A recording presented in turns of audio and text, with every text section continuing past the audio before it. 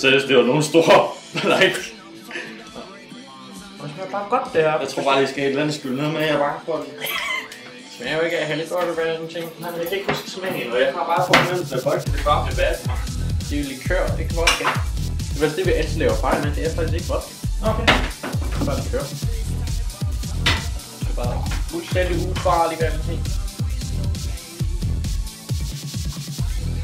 Du har ret. Så der skal videoen bare ende der, bare med den fake ud, så jeg ikke faktisk drikker. Det er bare sådan for hardfood, vi gør det. Jeg vil bare rette med, at vi lige sidder og sætter på skruer.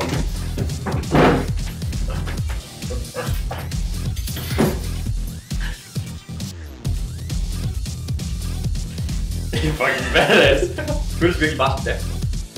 Det er det. Okay.